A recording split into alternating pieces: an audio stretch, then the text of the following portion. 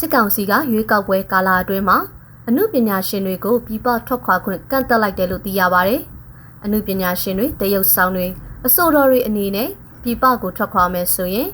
ခွင့်ပြုချက်ယူရမယ်အပြင်ပြန်လာဖို့ကိုလည်းဂတိဝန်ခံချက်ထိုးရမှာဖြစ်တယ်လို့သိရပါတယ်။အရင်ကစစ်ကောင်စီထောက်ခံတဲ့အမှုပညာရှင်တွေကအစစ်အဆေးအမေးမြတ်မရှိပြည်ပထွက်ခွာခွင့်ရရှိနေတာပါ။အခုလိုပိတ်လိုက်ရတဲ့အကြောင်းရင်းကိုတော့မသိရသေးပါဘူး။ဒါအပြင်ရွေးကောက်ပွဲနဲ့ပတ်သက်ပြီးအမှုပညာရှင်တွေအားလုံးဝါဒဖြန့်ဇလန်းတွေရိုက်ကူးပေးရမှာဖြစ်ပြီးညှဉ်းဆန်သူတွေကိုအရေးယူမယ်လို့လည်းစစ်ကောင်စီရဲ့ပြန်ကြားရေးဌာနကချိန်ချောက်ပြောဆိုခဲ့တယ်လို့အမှုပညာရှင်အတိုင်းဝိုင်းနဲ့နှိစက်သူတွေကပြောပါတယ်။ပြည်သူတွေအကြားစစ်တပ်ရဲ့ရွေးကောက်ပွဲနဲ့ပတ်သက်ပြီးဝါဒဖြန့်စကားဖြစ်တဲ့ခေတ်သမိုင်းကိုဒုံဆိုင်မဲ့သူများထဲမှာပါဝင်တဲ့တရုတ်ဆောင်တွေကိုပြည်သူတွေကဝိုင်းဝန်းဆန့်ကျင်တပိတ်မောက်မှုတွေအရှိန်မြင့်တက်လာချိန်မှာပဲစစ်တပ်ကအခုလိုဖိအားပေးလာတာဖြစ်ပါတယ်။အော်တိုဘာလ30ရက်နေ့ကစစ်တပ်လက်အောက်ခံပြန်ကြားရေးနဲ့ပြည်သူဆက်ဆံရေးဦးစီးဌာနညွှန်ချုပ်အေးကျွဲကရန်ကုန်မှာရှိတဲ့ရုပ်ရှင်လုပ်ငန်းရုံမှာရုပ်ရှင်အတိုင်းဝိုင်းတွေကိုခေါ်ယူတွေ့ဆုံပြီးရုပ်ရှင်ဇာတ်ကားတွေမရိုက်တော့တဲ့နာမည်ကျော်တရုတ်ဆောင်တွေအပါအဝင်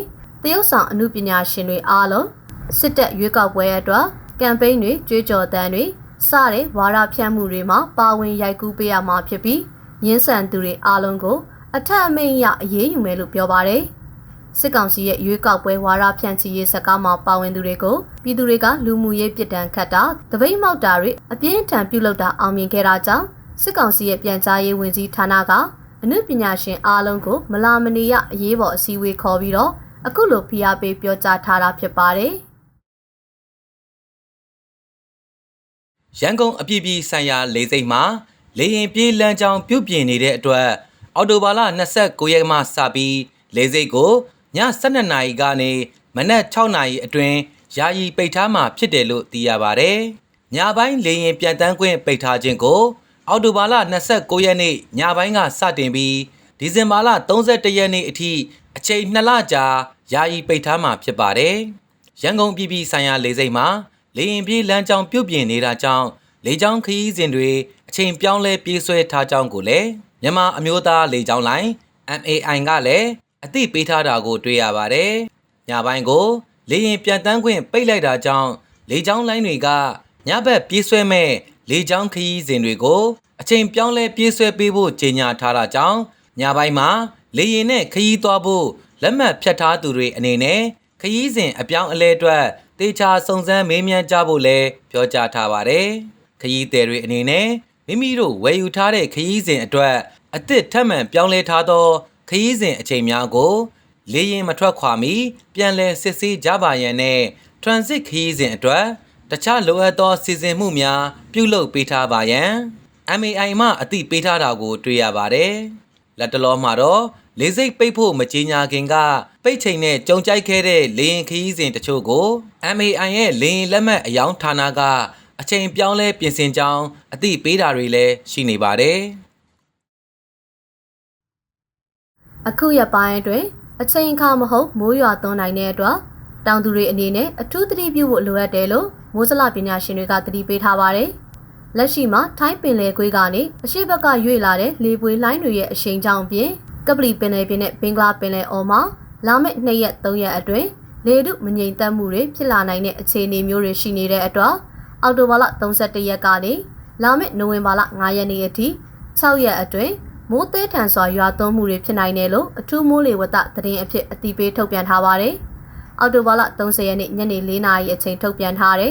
အထူးမိုးလေဝသသတင်းအသိပေးချက်မှာအခုရက်အတွင်းမိုးသေးထန်စွာရွာသွန်းခြင်းနဲ့အတူလေပြင်းတိုက်ခိုက်ခြင်းမိုးထစ်ချုံခြင်းမိုးကြိုးပစ်ခြင်းလျှက်စီးလက်ခြင်းမိုးသီးကျွေခြင်းလျှက်တစ်ပြက်ရေကြီးခြင်းနဲ့မြေပြိုခြင်းစတဲ့သဘာဝဘေးအန္တရာယ်တွေဖြစ်ပေါ်နိုင်တယ်လို့ဖော်ပြထားပါတယ်။မြန်မာနိုင်ငံဟာစိုက်ပျိုးရေးနိုင်ငံတစ်ခုဖြစ်သလိုလက်ရှိခံမှန်းချက်တွေအရလာမယ့်ရက်တွေမှာရာနှုန်းပြည့်နီးပါမိုးရနိုင်မဲ့အနေအထားမျိုးရှိနေတဲ့အတွက်နေရာဒေသတိုင်းလိ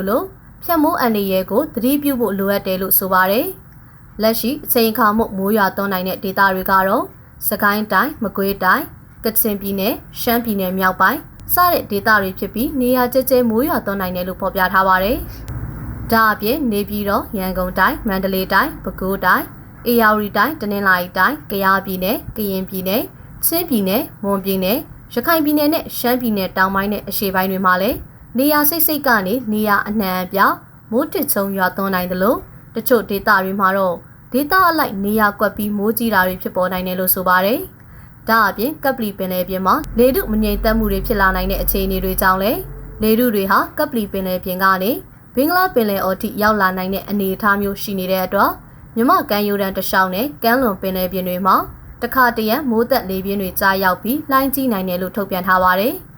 ဗီယက်နမ်နိုင်ငံအလဲပိုင်းမှာတော့စံချိန်တင်မိုးရွာသွန်းမှုတွေကြောင့်ရေကြီးရေရှမ်းမှုတွေဖြစ်ပေါ်နေပြီးတော့လူ10ဦးထက်မနည်းသေဆုံးကနေအိမ်ပေါင်း3သိန်းကျော်ရေကြီးရေရှမ်းမှုဖြစ်ပွားနေပါတယ်။မြေပြိုမှု150ကျော်ရှိပြီးတော့ကောက်ပဲသီးနှံစိုက်ပျိုးမြေဧက9400ပျက်စီးခဲ့ပြီးနေအိမ်ပေါင်း3သိန်းကျော်ရွေးလွှမ်းမှုခဲ့တယ်လို့ဗီယက်နမ်သတင်းတွေမှာဖော်ပြထားပါတယ်။ဒါကြောင့်ခီးသွားတဲ့အနေနဲ့လည်းဗီယက်နမ်အလဲပိုင်းနဲ့မြောက်ပိုင်းကိုအလဲပတ်ခရီးသွားမယ်ဆိုရင်မိုးလေဝသသတင်းတွေကြည့်ရှုလေ့လာပြီးမှသွားတင်တယ်လို့အတည်ပြုထားကြပါတယ်။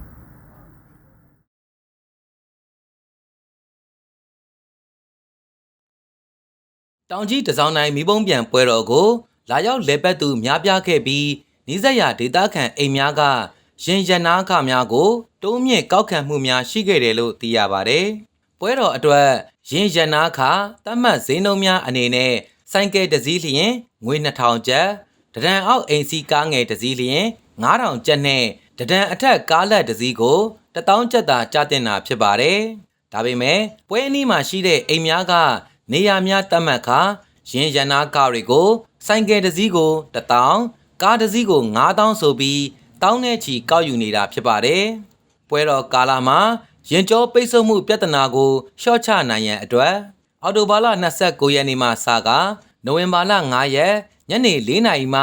မနက်4နာရီအထိကုန်တင်ကားနဲ့တွဲကားများတွာလာခွင့်ကိုယာယီပိတ်ထားတယ်လို့ထုတ်ပြန်ထားပါတယ်။ယခုနှစ်တောင်ကြီးတစောင်းတိုင်းပွဲတော်ကာလအတွက်တောင်ကြီးကိုတွားရောက်လက်ပတ်မဲ့သူများပြားတာကြောင့်တောင်ကြီးမြို့မှာရှိတဲ့ဟိုတယ်တဲခိုခန်းနဲ့မော်တယ်အခန်းအားလုံးပြည့်နေသလိုဘုံကြီးကျောင်းတွေမှာပင်ပြည့်နေတဲ့အတွက်ကလောနဲ့ဟိုပုံးမြို့နယ်တွေမှာတဲခိုပြီးတောင်ကြီးတစောင်းတိုင်းကိုလက်ပတ်မဲ့သူတွေပင်ရှိနေတယ်လို့သိရပါတယ်။တောင်ကြီးတစောင်းတိုင်းပွဲတော်ကိုတောင်ကြီးမြို့အဝေးရာကွင်းမှာ